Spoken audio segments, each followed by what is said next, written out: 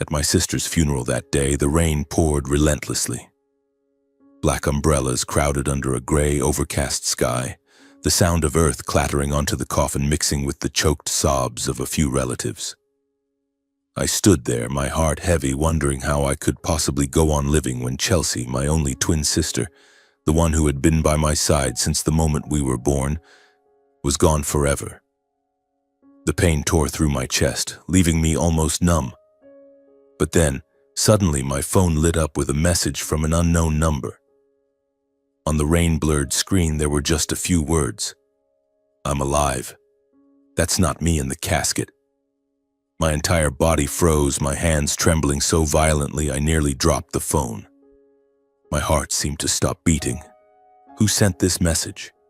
Could it really be my sister Chelsea? If she was truly alive, then who was lying in that coffin? And more importantly, who had orchestrated this whole thing? My name is Scott Newman, 33 years old, an ordinary worker in Flint, Michigan. I never imagined my life would plunge into a nightmare as horrifying as this.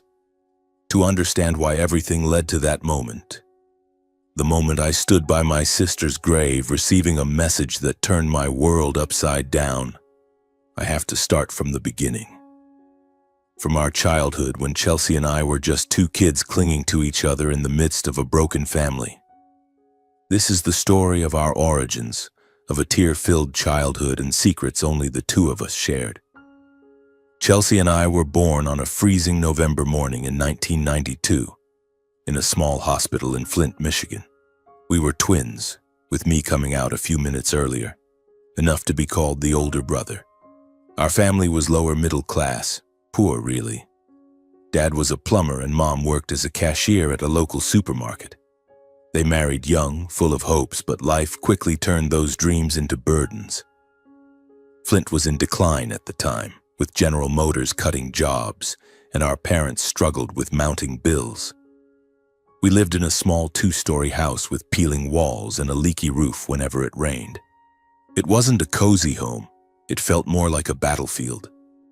From a young age, I realized our parents didn't really want us. They argued constantly, their shouts echoing through the thin walls. Why did we even have them? They just make everything worse. I once heard Mom scream late at night as Chelsea and I hid under the blankets, holding each other tightly. Financial pressures made them see their children as burdens, extra mouths they couldn't afford to feed. Dad often came home drunk after work, reeking of alcohol, while Mom cried and blamed him for not earning more. They were selfish, focused only on themselves, and we, two kids, became invisible victims. Chelsea and I only had each other. We were each other's shield, protecting one another from that coldness. As twins, we were strikingly similar, both with dark brown hair, blue eyes, and crooked smiles when we tried to hide our sadness. But our personalities differed. I was stronger, always protecting her, while Chelsea was smart, dreamy, always finding ways to make things better. From the age of 6, we learned to take care of ourselves. Breakfast was often peanut butter sandwiches we made ourselves because Mom slept late after night shifts. We walked to school hand in hand, avoiding the dark streets of Flint where older kids would bully us. One memory I'll never forget is the Christmas Eve when we were 8. Our parents had a huge fight, as usual, about money. Dad smashed a glass and Mom cried and went to bed. We sat under a cheap fake Christmas tree with no gifts except a few stale candies. Chelsea looked at me, her eyes glistening with tears. "Scott, did Santa forget us this year?" I swallowed my own tears and hugged her tightly. "No way. He's just busy, but I'll be your Santa. Tomorrow I'll find something to give you." And I did. I snuck out, picked up some pretty stones by the river, and drew clumsy pictures on them with colored pencils. Chelsea beamed, hugging me. "You're the best brother in the world." In that moment, amidst the coldness of our family, we found warmth in each other. As we got older, around 12, we started working odd jobs to support ourselves. Flint wasn't an easy place for kids, but we were resilient. I delivered newspapers in the early mornings, running through snow-covered streets, the cold wind biting my skin. Chelsea babysat for a neighbor, earning a few dollars an hour. We shared every penny, half for school supplies, the other half for ice cream on sweltering summer days. "I'm saving for books. You can buy whatever you want," Chelsea would say. But I always spent most of it on her. We hid our money under the bed in an old tin box, afraid our parents would find it and take it. The evenings when our parents fought were the worst. Their shouts rose from the living room, objects shattering. We hid in our shared bedroom, the door locked tight. Chelsea would cry, burying her face in her pillow while I held her and told stories to distract her. "Imagine, Chelsea, we'll grow up, leave this place and live somewhere beautiful. I'll work hard, you'll study well, and we'll have our own house." She'd nod, wiping her tears. "And we'll never fight like Mom and Dad, right?" I promised her that though deep down I knew life wasn't that simple. Our childhood was filled with tense moments, not the thrilling kind of adventure, but a constant undercurrent of stress. In school, Chelsea was far better than me. She loved books, devouring ones she borrowed from the library. I preferred hands-on work, fixing bikes for neighbors to earn extra cash. But we always shared. She taught me math, and I taught her to swim in the Flint River, even though the water was dirty and dangerous. One summer afternoon, we nearly drowned when a strong current pulled her under. I dove in, dragged her to shore, both of us coughing and gasping. "You saved me," she whispered, clinging to me. In that moment, I realized she was everything to me. Not just my sister, but a part of my soul. The childhood years in Flint, Michigan, though harsh, forged us into resilient people. But as we turned 18, our paths began to diverge. Chelsea, with her sharp mind and big dreams, was destined to soar far. I, on the other hand, chose to stay in Flint, tied to its dusty streets and simple life. That was the beginning of a journey neither of us could have anticipated. A journey leading to dark secrets, that rain-soaked funeral, and the message that made me question everything. I still remember the day Chelsea received her scholarship acceptance letter from a university in Boston. It was a fall afternoon with golden leaves scattered across the yard.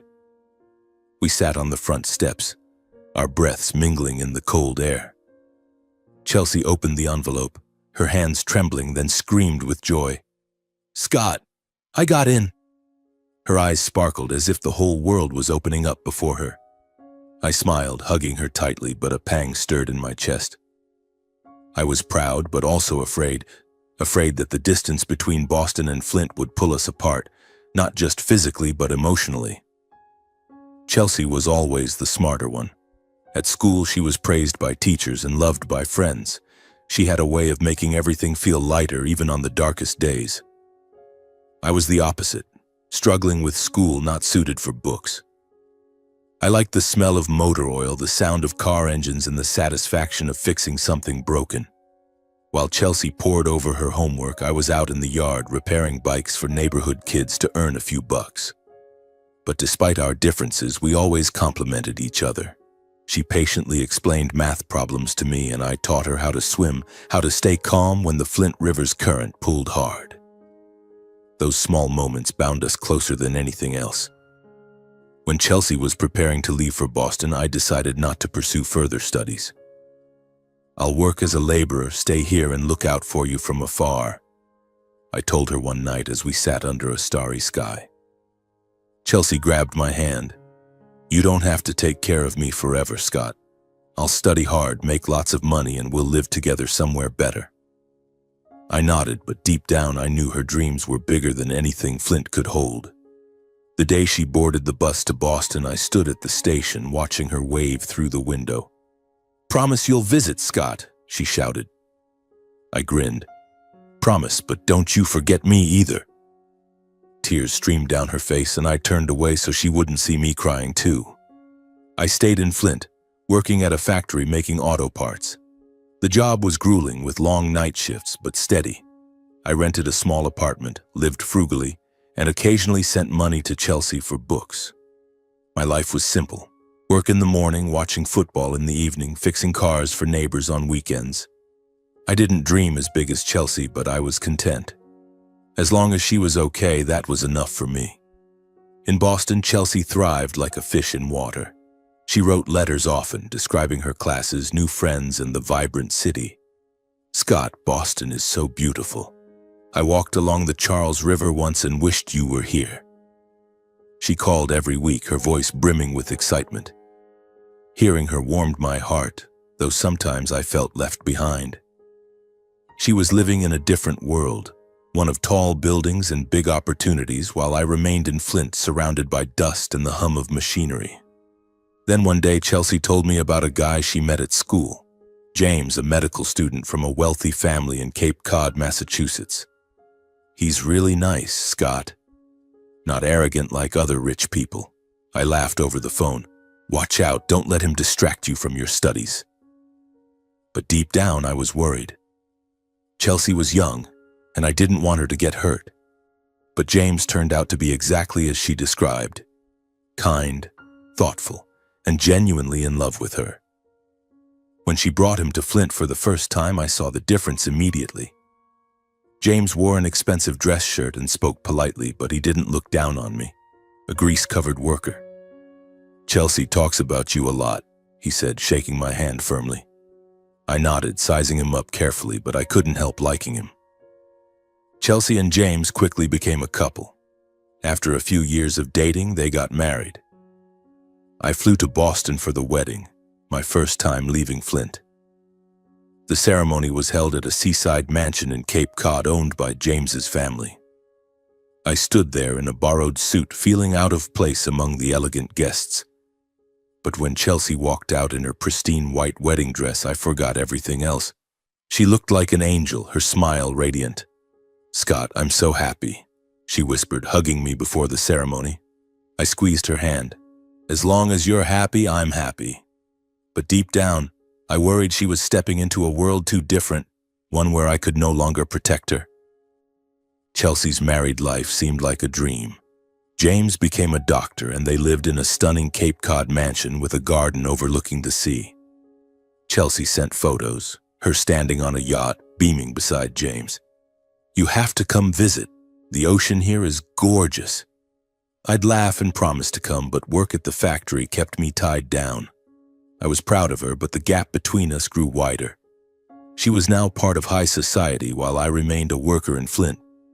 Then tragedy struck. 3 years after their wedding, James was diagnosed with a rare genetic disease. Chelsea called me, her voice trembling. "Scott, James is really sick. The doctors say he won't make it." I immediately took time off work and flew to Cape Cod. At the hospital, I found Chelsea sitting by James's bedside, holding his hand, her eyes red from crying. James was frail but smiled when he saw me. "Thanks for coming, Scott. Take care of Chelsea for me." I nodded, my throat tight. A month later, James passed away. Chelsea was devastated. I stayed in Cape Cod for a few weeks, trying to comfort her.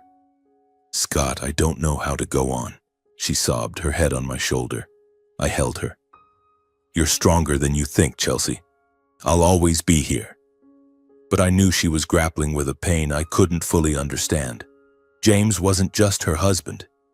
He had opened up a new world for her, a world of safety and love we never had in Flint. After James's funeral, his lawyer called Chelsea in. I went with her, still in my old suit. At the lawyer's office, we learned that James had left his entire estate to Chelsea, nearly $30 million, including bank accounts, the Cape Cod mansion, a luxury yacht, and shares in his family's company. Chelsea was stunned, gripping my hand under the table. "Scott, I don't want this fortune without James," she whispered. I squeezed her hand. "I know, but this is what James left so you could live well. You have to be strong." We left the lawyer's office in silence, stepping out onto the sunlit streets of Cape Cod. The ocean sparkled in the distance, but Chelsea didn't look at it. Her eyes were red, her shoulders trembling slightly. I knew she was thinking of James, the husband who had given her a life we never dared dream of in Flint. But I also saw the burden weighing on her. That immense fortune wasn't just wealth, it was a curse in disguise. It turned Chelsea into a financial time bomb. not only in the eyes of strangers but also within our own family. Back in Flint, I returned to my factory job, but my mind was always with Chelsea. She stayed in Cape Cod, living alone in the sprawling mansion once filled with her and James's laughter. I called her every day, trying to pull her out of her grief. "You okay, Chelsea? Need me to come over?" She'd manage a weak smile over the phone. "I'm fine. It's just, I feel empty." I wanted to fly to her immediately, but night shifts and piling bills kept me tethered. All I could do was warn her, "Be careful with that money. Don't let anyone take advantage of you." Chelsea nodded, but I sensed the naivety in her voice, the loyalty she still felt toward our parents despite their unworthiness. News of Chelsea's wealth quickly reached Flint. I wasn't surprised when our parents, who once saw us as burdens, suddenly changed their tune. One evening, Mom called, her voice unnervingly sweet. "Scott, how's Chelsea doing? We're so worried about her." I gripped the phone, struggling to stay calm. "Chelsea's fine, Mom. She needs time." But Mom didn't stop. "She's so rich now, she must want to help the family, right? You know we're struggling." I clenched my jaw, wanting to scream that they'd never cared about us, but I only said, "Chelsea will decide for herself." A few days later, Dad called Chelsea. She told me about it, her voice full of confusion. "Dad said he wants to fix up the house and asked if I could help with money." "Scott, what should I do?" I sighed. "Help them a little if you want, but don't let them push you too far. That's your money." But Chelsea, with her soft heart, sent them a large sum, more than enough to renovate the house and pay off their debts. I was proud of her kindness, but worried. Our parents weren't the type to stop. Their greed, I knew, was a bottomless pit. They started calling more often. Mom would complain about medical bills. Dad would hint at buying a new car. "Chelsea, you have a yacht, a mansion, why not share with your parents?" Mom said in a call Chelsea recounted to me. I was furious. "They think you're a bank or something? Chelsea, you need to be firm." She nodded over the phone, but I heard the exhaustion in her voice. "I just want them to be happy. They're our parents, after all." I wanted to yell that they didn't deserve it, but I knew Chelsea needed time to see the truth. I started noticing a change in how our parents treated me too. They invited me to dinner, a rarity over the years. The dinner took place in the old Flint house where we grew up. Dad opened a bottle of wine. Mom smiled brightly, but I saw their eyes. Not familial warmth, but calculation. "Scott, talk to Chelsea for us," Dad said, his tone syrupy. "She's so rich she wouldn't let her parents suffer, right?" I gripped my fork, forcing myself to stay calm. "Chelsea's helped enough. Don't ask for more." Mom looked at me, a flash of irritation in her eyes. "What's that supposed to mean? Family helps each other."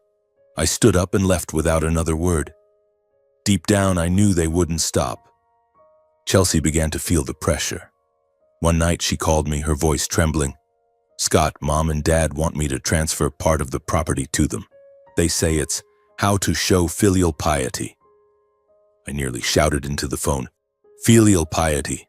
What have they ever done for us besides fight and neglect us?" "Chelsea, don't agree to it," she cried. "I know, but I don't want them to hate me." I sighed, softening my tone. "They don't hate you, they just want your money. You have to protect yourself." I tried to convince her, my heart burning with frustration.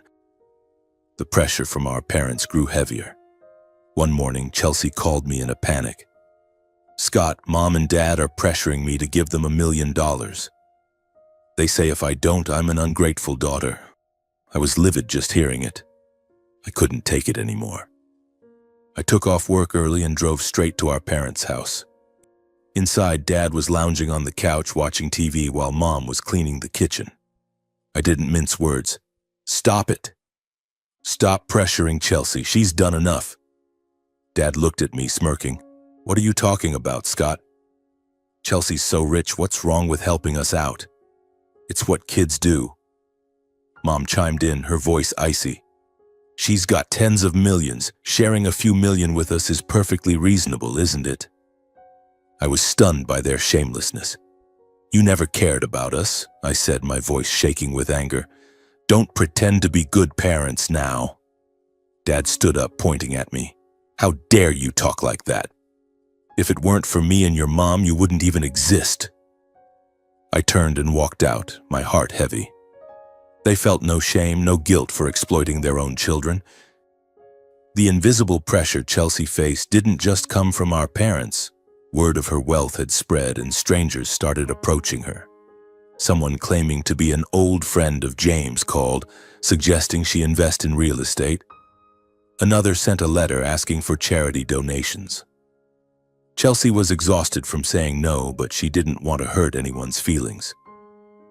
"Scott, it feels like the whole world is staring at my bank account," she said once, her voice bitter. All I could do was comfort her. "You're not alone. I'll always be here, standing by your side." In those months, I could sense Chelsea's unease in every phone call. Each time I heard her voice, I detected a creeping fear. Not of losing her money, but of losing herself in the whirlwind of greed from those around her. And most terrifyingly, our parents, who should have been her rock, were the source of the greatest pressure. One evening, as I was eating instant noodles in my small apartment, Mom called. Her voice was so sweet it sent chills down my spine. "Scott, I was thinking we should organize a family trip. Chelsea has that yacht James left her, right? We could all go on a vacation, help her relax, and mend family bonds." I went silent. The idea sounded reasonable, but something felt off. Our parents had never cared about mending family ties. They only showed up when Chelsea was sitting on a mountain of money. I immediately called Chelsea and told her about the conversation. She was quiet for a moment, then said, "Scott, I was thinking a trip might help me unwind. These past few months have been exhausting." I hesitated. "Are you sure?" "I don't trust Mom and Dad." Chelsea gave a weak laugh. "They're our parents after all. Maybe they want to make up for things." I wanted to argue, but her voice was full of hope. I couldn't bear to snuff out that flicker of light in her, so I nodded. "All right, I'll go with you. But if anything feels wrong, you listen to me." The trip was planned quickly. Our parents suggested a few days sailing on James's luxurious yacht, setting out from Cape Cod along the Massachusetts coast. Chelsea was excited and started preparing. She sent me pictures of the yacht, a stunning masterpiece with polished wooden decks, lavish bedrooms, and a state-of-the-art control room. "Scott, you're gonna love it," she texted with a smiley face emoji. I smiled, but my unease lingered. Our parents were too enthusiastic, too eager. They called constantly, asking for details, even suggesting hiring a small crew to ensure safety. "We'll handle everything," Dad said, his voice brimming with confidence. I agreed, but my bad feeling grew stronger. Then, the night before the trip, Mom called me, her voice frantic. "Scott, your dad's really sick. We probably can't go." I was stunned. Sick with what so suddenly? "Does Chelsea know?" Mom sighed. "We've told her. But we insisted she go ahead with the trip. Don't cancel. She needs to rest after everything. We put so much effort into planning this. Don't let it go to waste." I bit my lip, feeling an invisible cord tightening around my chest. "Are you sure? It'd be more fun with the whole family." But Mom brushed it off. "It's fine, Scott. You go with Chelsea, take care of her. Your dad's sick, so we'll join next time." I hung up, my heart pounding. Something was wrong, but I couldn't pinpoint it. I called Chelsea right away. She confirmed that our parents had called, her voice tinged with sadness. Mom said Dad has pneumonia and can't go. But she insisted I should still do the trip, said I need to clear my mind after James's death. I frowned. This feels strange. Why would Dad get sick right now? Chelsea paused, then said, "Maybe you're worrying too much. It'll be fine. The crew's already been hired by Mom and Dad. You'll come with me, right?" I sighed, not wanting to disappoint her. "All right, I'll go with you." On the day of the trip, I drove to Cape Cod. Chelsea met me at the marina, her smile as bright as it used to be, though her eyes still carried a trace of sadness. The yacht was even more magnificent than I'd imagined. a floating palace on the water. The crew consisted of 3 people, a seasoned captain, a technician, and a young assistant. They were polite and seemed professional. "Everything's ready, sir," the captain said, his voice steady. Chelsea grabbed my hand, pulling me onto the deck. "Scott, it's gonna be fun. Just you and me like when we were kids."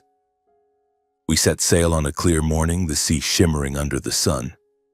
Chelsea stood dissenting at the bow, her hair blowing in the wind, smiling at me. "Remember when we swam in the Flint River?" "This is a bit fancier," I laughed, but my heart wasn't at ease. I checked the communication systems and asked the captain about the weather forecast. "Everything's fine, Scott," he said. "It's just a short trip, nothing to worry about." But I couldn't shake the feeling that behind this calm a storm was brewing, not just from the sea, but from our own family. The first day on the yacht passed peacefully. Chelsea and I sat on the deck, sipping fruit juice, reminiscing about old stories. She laughed more, as if the weight on her shoulders had lightened. But by the second day, the sky began to darken. Gray clouds rolled in, and the wind picked up. The captain reassured us. "It's just a small storm, we'll steer around it." I nodded, but told Chelsea to stay in the main cabin where it was safer. That night I couldn't sleep, pacing the deck, checking everything. The communication system started acting up. Radio signals were weak and the satellite phone wouldn't connect. "Probably the weather," the technician said, but his anxious look unsettled me. At dawn on the third day, the storm hit like a monster. Waves several meters high crashed against the yacht, flooding the deck. Chelsea clung to my hand, her face pale. "Scott, I'm scared." I pulled her into the cabin, shouting at the captain, "Turn back! This storm's not normal." But he shook his head. "We're too far out. Turning back would be more dangerous." The wind howled and the waves roared, drowning out our voices. Everything descended into chaos. Then, like a nightmare, the yacht shuddered violently. A loud explosion came from the engine room. "The engine's gone!" the technician yelled. Waves pounded the boat, making it lurch. I dragged Chelsea to the lifeboat, securing a life jacket on her. "Listen to me. If the boat capsizes, hold on to me, okay?" She nodded, her eyes full of tears. The captain and crew scrambled, searching for life preservers. But before I could do anything else, a massive wave hit. The yacht flipped like a leaf in the vast ocean. Icy water engulfed me. I surfaced, shouting Chelsea's name over the roaring waves. "Chelsea! Chelsea!" I swam, searching in the darkness, but saw only debris from the yacht floating around. My strength and swimming skills from our days in the Flint River kept me afloat, but I couldn't find Chelsea or anyone else. The waves kept coming and I clung to a piece of wood, calling her name until my voice gave out. There was no response, just the sound of wind and sea. I don't know how long I drifted, maybe hours, maybe a day. The storm calmed, but I was exhausted, frozen to the bone. Finally, a distant light flickered. The Coast Guard arrived, pulling me onto their rescue boat. "Where are the others?" I shouted, my voice hoarse. They shook their heads. "We're still searching, but we haven't found anyone." I collapsed, tears mixing with the seawater on my face. "Chelsea, where are you?" The Coast Guard launched a widespread search but found no trace of Chelsea, the captain, or any of the crew. They brought me to shore where I lay in a hospital, my body drained and mind in turmoil. Every time I closed my eyes, I saw Chelsea being swept away by the waves, heard her calling my name. I blamed myself. Why didn't I stop this trip? Why didn't I suspect something sooner? I lay in the hospital bed, my body aching, my mind clouded as if still submerged in that stormy night. The hospital room was cold, filled only with the steady beeping of the heart monitor and the pale light from the window. I gripped the thin blanket, trying to block out the image of Chelsea being swept away. Every time I closed my eyes, I heard her voice calling Scott, amid the howling wind and crashing waves. Blaming myself, I muttered, "Why didn't I stop her? Why didn't I see it coming?" But there were no answers, only heart-wrenching pain. After 2 days in the hospital, my emotions in tatters and my heart broken, our parents came to visit. Dad wore his old worn jacket and Mom had a gray scarf. They looked like they'd rushed over. But something in their eyes sent a chill down my spine. Not parental concern, but a strange tension, as if they were acting in a play. Mom approached, placing a hand on my shoulder, her voice trembling but insincere. "Scott, are you okay?" We were devastated when we heard. Dad stood behind her, nodding, but his gaze avoided mine as if searching for something. "Thanks for coming," I said, my voice raspy, trying to stay polite despite the turmoil inside. Mom sat by the bed, taking my hand.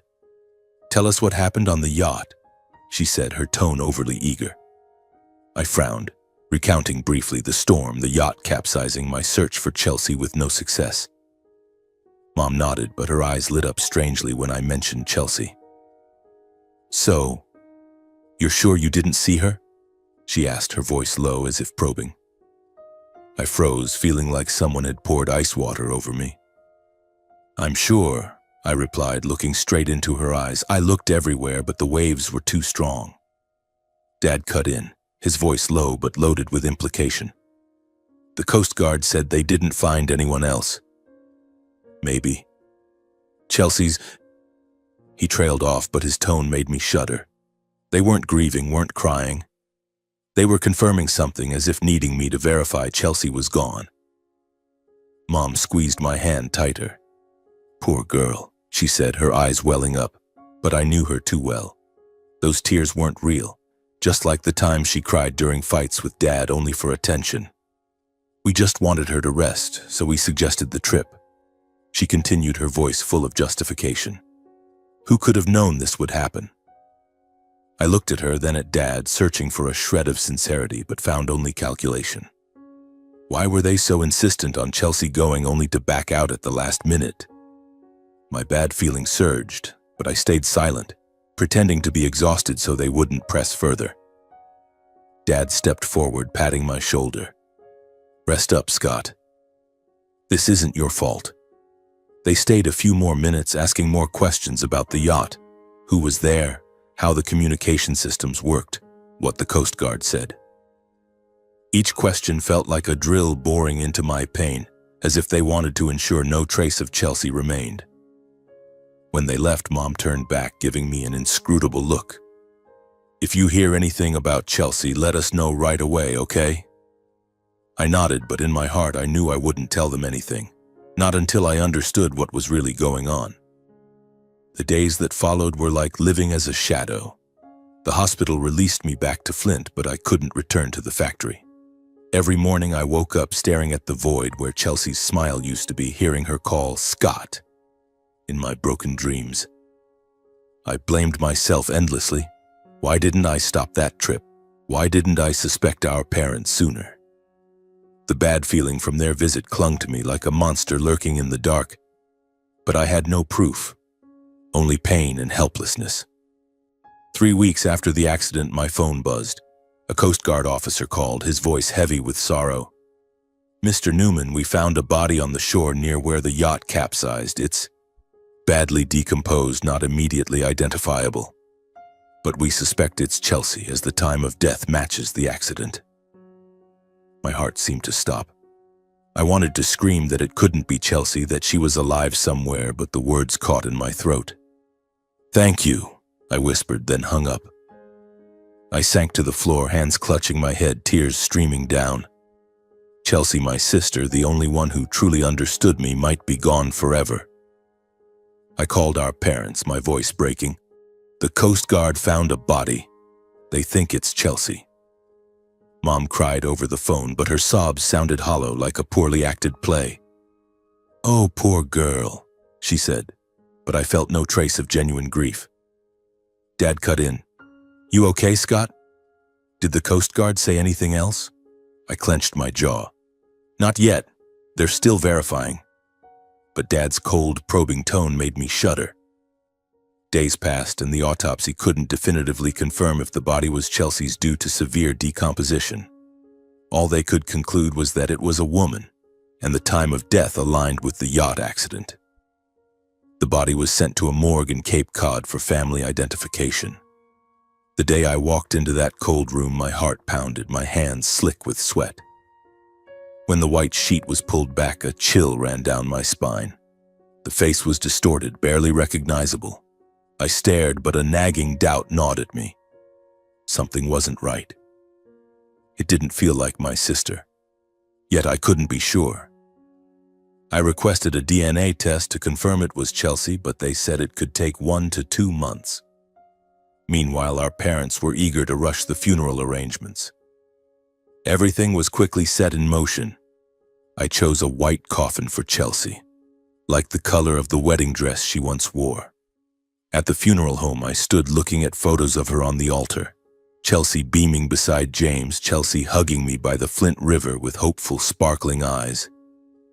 Each photo was like a knife, reminding me I'd failed to protect her. I wanted to scream, to smash everything, but I just stood there, numb, letting the pain consume me.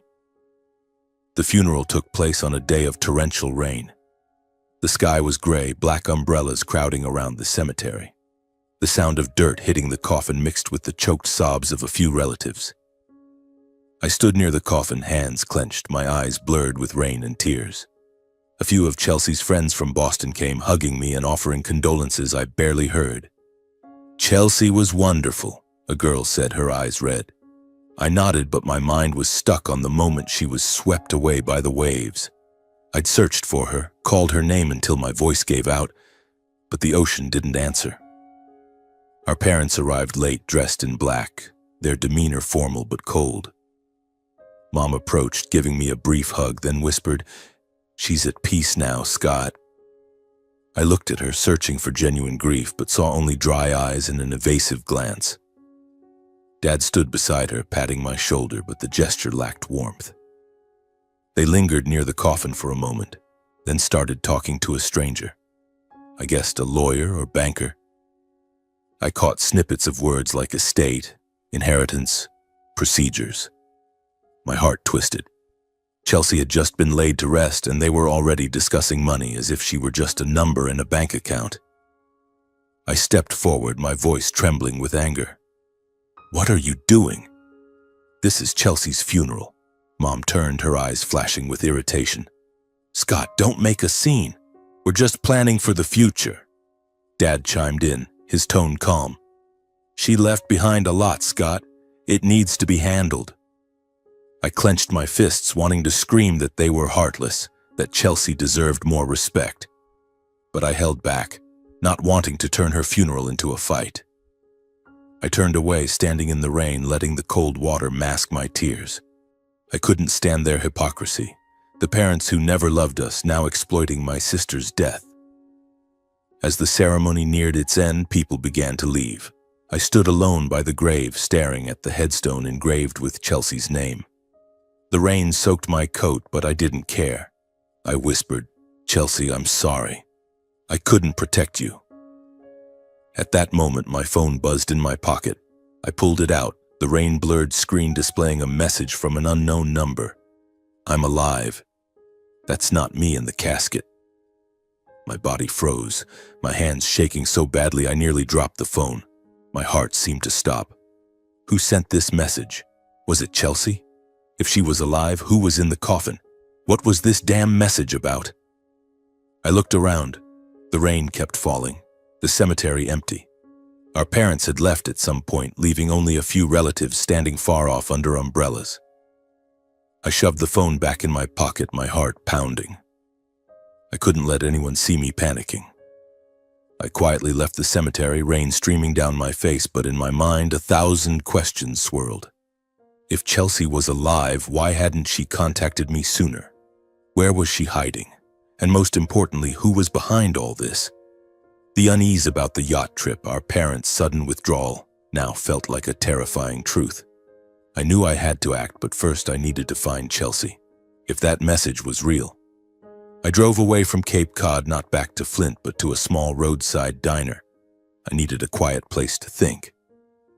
Sitting in a corner booth, I stared at the message, analyzing every word. "I'm alive." Chelsea's voice echoed in my head like when she called me as a child, I wanted to believe she was alive, but the fear that this was a cruel hoax held me back. I texted back, "Chelsea, is it really you? Where can I find you?" But there was no reply. The phone stayed silent as if the message were just a ghost. That night I lay in a cheap motel staring at the ceiling, trying to piece it together. The yacht trip, the storm, our parents' absence. It was all too coincidental. Was it orchestrated? And if so, what role did our parents play? I gripped the phone, hoping for another message from the unknown number, but it remained silent. I whispered into the darkness, "Chelsea, if you're alive, I'll find you. I promise." I fell asleep in exhaustion, but my sleep was restless, filled with images of Chelsea being swept away by waves and the calculating looks of our parents at the funeral. When I woke, the rain was still falling, the gloom matching my mood. My phone buzzed, a new message from the unknown number. "Meet me at Truro Beach, the small wooden cabin by the lighthouse, 9 p.m. Don't tell anyone." My heart pounded. Was it Chelsea or a trap? I didn't know, but I couldn't ignore it. I grabbed my coat, took my car keys, and drove to Truro Beach, not far from Cape Cod. The rain kept falling, the roads slick, but I didn't care. If there was even the slightest chance Chelsea was alive, I had to take it. Truro Beach was deserted when I arrived, with only the sound of waves crashing and the faint glow of the lighthouse. I found the small wooden cabin tucked behind the dunes, its windows dimly lit. I knocked, my heart pounding so hard I could hear it in my chest. The door creaked open, and there stood Chelsea, alive in the flesh but thinner, her eyes full of worry. "Scott," she whispered, throwing herself into my arms. I held her tightly, tears streaming down my face. "Chelsea, is it really you?" I thought. I couldn't finish before she pulled me inside, quickly shutting the door and glancing outside as if afraid someone was watching. The cabin was sparse, just a table, a few chairs, and an old mattress. Chelsea sat down, trembling, and began to tell me everything. "A fisherman saved me. He found me drifting at sea, clinging to a piece of the yacht's wreckage. He brought me here, but I asked him to keep it a secret. I'm scared, Scott. I think someone wanted to kill me." I froze, sitting across from her, holding her hands tightly. "Chelsea, tell me everything." She took a deep breath, her voice shaking. "The body the Coast Guard found. I think it's the assistant from the crew or someone else, I don't know. But Scott, I suspect Mom and Dad. They suggested the trip, they hired the crew, but then backed out at the last minute. Mom said Dad was sick, but did you see him sick? They knew about my fortune and they wanted it." I nodded, my heart heavy. I told her about the funeral, how our parents discussed the estate right by the coffin, their cold, calculating looks. "I thought the same, Chelsea." They weren't grieving. They were satisfied, like they knew you wouldn't come back. Chelsea bowed her head, tears rolling down her cheeks. I didn't want to believe it, but it's too clear. They pushed me to go on the trip even when I hesitated. They said it was to help me cope, but I felt like they wanted me gone. I squeezed her hand. "Chelsea, I'm sorry. I should have stopped that trip." She shook her head. "It's not your fault. You've always tried to protect me." Then Chelsea revealed a secret that stunned me. "Scott, I was worried something like this might happen, so before the trip I made a secret will. If anything happened to me, all my assets would go to you. And if anything happened to you, everything would go to a charity. I didn't tell anyone, not even Mom and Dad." I stared at her, incredulous. "Chelsea, why didn't you tell me sooner?" She gave a sad smile. "I didn't want you to worry. I just wanted to make sure if anything happened, the money wouldn't end up with people who don't deserve it." I hugged her, feeling both proud and heartbroken. Chelsea, no matter the circumstances, always thought of me first. But that also meant if our parents knew about the will, they'd come after me too. "Chelsea, you have to stay safe. We need evidence to expose them." She nodded, her eyes flashing with determination. "I know, but I can't show myself now. If they know I'm alive, they'll try again." We sat in the dimly lit cabin, planning under the faint glow of the lamp. First, we had to secure the will. Chelsea said it was held by her private lawyer, Harold Grayson, a trustworthy man. "I'll contact him, ask him to keep everything confidential," she said. I nodded. "I'll meet Grayson, make sure the will is safe. But more importantly, we need proof that Mom and Dad were behind the accident." I suggested returning to the marina where the yacht had departed to investigate anything suspicious before the trip. Chelsea gripped my hand, her voice firm. "Scott, I trust you. But you have to be careful. If they were willing to hurt me, they won't hesitate with you." I nodded, anger and determination rising within me. Our parents, who had neglected us since childhood, were now willing to kill their own child for money. I wouldn't let them win. Before leaving the cabin, I hugged Chelsea tightly. "Are you safe here?" I asked. She nodded. "The fisherman is kind. I'll be okay until we have enough evidence." I looked at her, my heart aching at how thin she was, her eyes tired but still shining with resilience. "I'll be back soon. No one's touching you again." She smiled, the same smile from when we were kids. "You're my hero, Scott."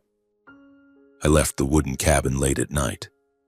The rain had stopped, but the air remained heavy, as if the storm from the yacht was still lurking somewhere nearby. Driving back to Cape Cod, I felt a fire blazing in my chest, not just hope because Chelsea was alive, but anger. Our parents, who had neglected us since childhood, were now willing to kill their own child for money. I gripped the steering wheel tightly, telling myself, they won't get away with it. Not this time. The next morning, I drove to the office of Harold Grayson, Chelsea's lawyer in downtown Cape Cod. He was an older man with silver hair, a deep voice, and sharp eyes. I introduced myself, explaining that Chelsea had entrusted me to check on her will. Grayson studied me, his gaze probing. "Miss Newman mentioned you. I thought she was..." He paused as if realizing something. I lowered my voice. "Chelsea's alive, Mr. Grayson. She's in hiding for her safety. I need to ensure the will is secure." He nodded, asking no further questions, and led me to a safe. The will was there, clearly stating that if Chelsea died, all her assets would go to me. "I'll keep it confidential," Grayson said. "But be careful. Money makes people do terrible things." I thanked him and left the office, feeling a slight relief, but the weight still pressed on my shoulders. The will was safe. Now it was time to find evidence. I drove to the marina where the yacht had set sail. The Cape Cod marina was quiet in the early morning, with only a few fishermen and workers cleaning up. I walked into the manager's office. The manager, a gruff old man named Joe, eyed me suspiciously. "You're asking about the yacht that capsized, right? Sad story." I nodded, explaining I was the brother of the victim. Joe sighed, pointing to a dock worker mopping the floor. "Talk to Eddie. He notices weird stuff." Eddie was a young guy with messy hair and sunburned skin. I bought him a coffee and led him to a secluded corner of the marina. "Eddie, did you see anything strange before my sister's yacht left?" He shrugged, but his eyes flickered. "Not sure, but yeah, there was something." He lowered his voice, glancing around as if afraid of being overheard. "The night before the yacht sailed, I saw a strange guy sneak on board. Tall, black coat, baseball cap covering his face. He was in the engine room for a while, then slipped away." My heart raced. "Did you see his face?" Eddie shook his head. "Too dark, couldn't tell. But I swear he wasn't part of the crew. I told the captain, but he said it was nothing to worry about." I gripped my coffee cup, trying to stay calm. A stranger on the yacht right before it capsized. This wasn't a coincidence. I thanked Eddie, slipped him a few bucks, and left the marina. I had my first lead, but it wasn't enough. I needed to know who that man was and who was behind him. My gut told me our parents were involved, but I needed solid proof. I decided to return to Flint and keep an eye on them. If they had orchestrated the yacht's capsizing, they'd surely leave a trail. Back in Flint, I rented an old car to avoid being recognized and began tailing our parents from a distance. They still lived in the old house, but now they had a new car and fancier furniture, clearly bought with Chelsea's money. I parked at the end of the street watching through the windshield. The first day, nothing unusual. Dad went to work, Mom to the grocery store, but on the second day I saw them leave the house at night driving to a seedy bar on the outskirts of Flint. I followed, keeping my distance. Inside the bar, smoke hung thick and loud music blared. Our parents sat in a dimly lit corner facing a man in a black coat with a baseball cap pulled low. Just like Eddie's description. My heart pounded. I sat a few tables away, pretending to sip a beer, straining to listen. They spoke softly, but I caught fragments. It's done. No one suspects. Insurance money. My blood surged. They were talking about the yacht, about Chelsea, like it was a business deal. When the man left, I followed him. He drove an old pickup truck toward an abandoned industrial area. I kept my distance, my heart racing. When he stopped near a warehouse, I parked behind, stepped out, and called, "Hey!" He spun around, his eyes panicked. "Who are you?" He growled. I stepped closer, my voice cold. "I'm Chelsea Newman's brother. I know what you did on the yacht." He backed away, but I was faster, grabbing his collar and pinning him against the wall. "Talk. Who hired you to sabotage the yacht?" He trembled, trying to break free, but I held firm. All right, he shouted. "Your parents. They paid me 50 grand to mess with the communication system and the engine. They said it just needed to look like an accident. No one would suspect." It felt like a punch to the chest. "They wanted to kill Chelsea?" He nodded, eyes wide with fear. "I didn't know they wanted to kill anyone. I just followed orders." I clenched my fist, wanting to hit him, but held back. I needed him alive, needed his confession. I forced him to write down his confession and recorded it on my phone. "If you run, I'll find you," I threatened. He nodded frantically and fled. I stood in the dark, replaying the recording, my heart pounding. Our parents, the people who gave us life, were willing to kill Chelsea for money. But I needed more evidence to ensure they wouldn't escape justice. The next day, I dug deeper. I contacted an old friend who worked at an insurance company, asking him to check some records. He called back, his voice shocked. "Scott, your parents took out a huge insurance policy on Chelsea's yacht right before the trip. If it sank and she was gone, they'd get millions." I gritted my teeth as the pieces fell into place. They didn't just want Chelsea's fortune. They'd planned to ensure she never came back. I called Chelsea from a payphone to avoid being traced. "Chelsea, I have proof." The guy confessed Mom and Dad hired him to sabotage the yacht, and they took out insurance before the trip. She was silent for a moment, then said, her voice trembling, "Scott, I didn't want to believe it, but we have to stop them." I nodded, though she couldn't see me. We met and devised a meticulous plan. Chelsea would stay in hiding, safe until the last moment. We planned to reveal the truth at the estate settlement our parents had been eagerly awaiting, presenting the man's confession and the insurance policy. I also contacted Grayson again, asking him to prepare the paperwork to reveal Chelsea's will at the right moment. "We'll let them think they've won, then turn the tables," I said. Chelsea agreed to the plan. I returned to Flint, preparing for the final battle. Each night I reviewed the recording, read the insurance policy, and thought of Chelsea, my sister who survived the storm and our parents' plot. I gripped my phone, whispering, "Chelsea, I'll bring justice. I promise." The estate settlement hearing was held at a courthouse in Cape Cod, where Mr. Grayson had arranged everything. I had contacted him beforehand, sending copies of the recording and the yacht's insurance policy. "These are strong pieces of evidence, Scott," he said over the phone, his voice low but confident. On the day of the hearing, I drove to Cape Cod, my heart pounding.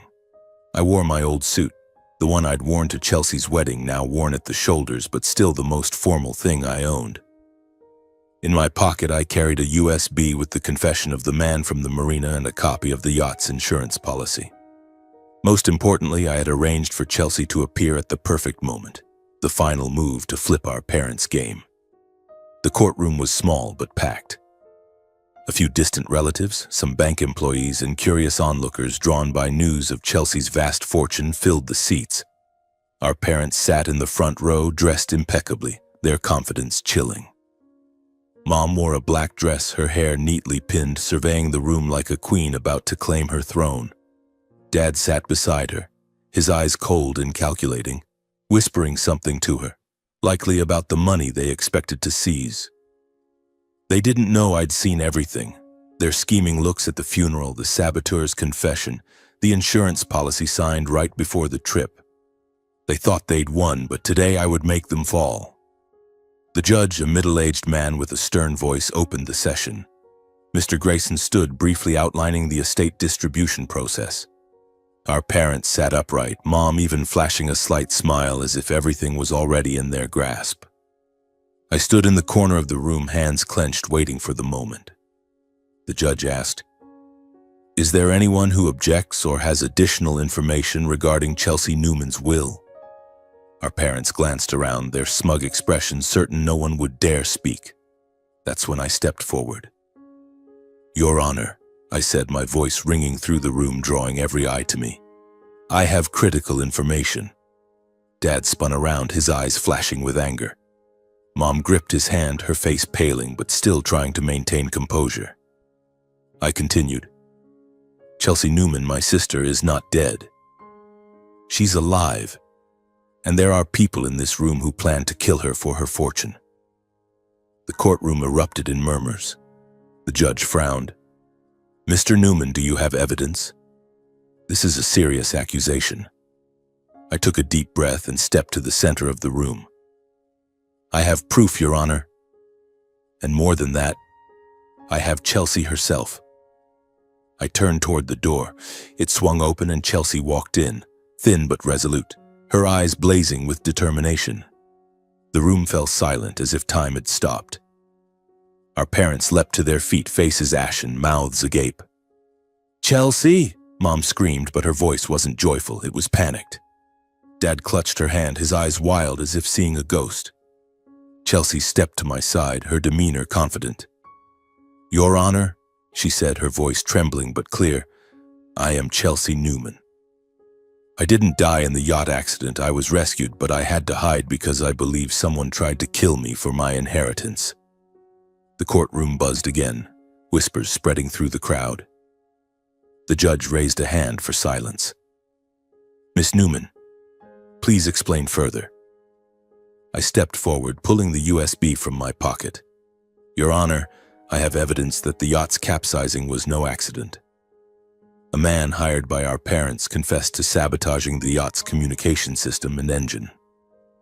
I handed the USB to a court officer, requesting the recording be played.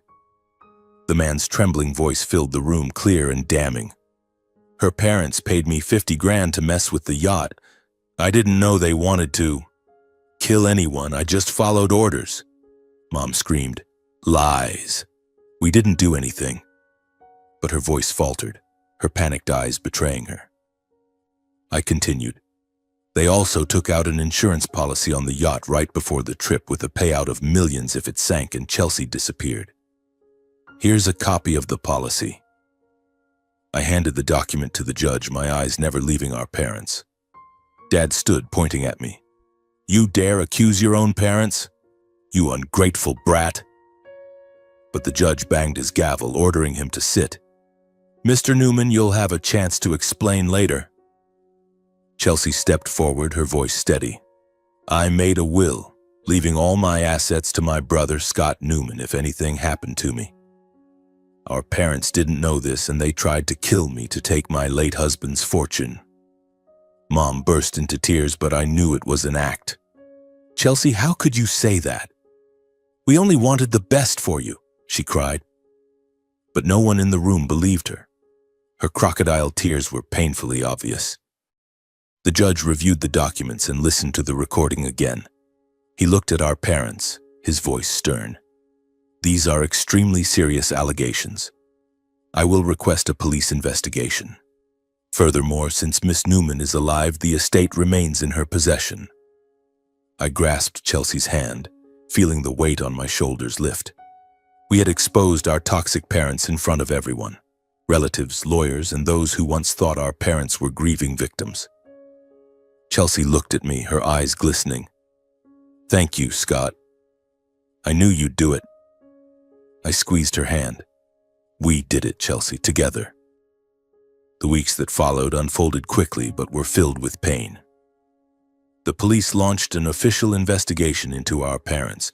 The recording of the saboteur's confession, the insurance policy, and Chelsea's testimony were undeniable evidence. They were charged with fraud, conspiracy to commit murder, and attempted theft of assets. During the preliminary hearing, I sat in the back row watching our parents stand before the judge. Dad kept his head down, silent, while Mom still tried to scream, blaming Chelsea and me.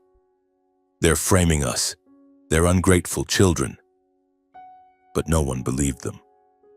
The judge declared they had forfeited all rights to Chelsea's estate, and the case would proceed to a criminal trial.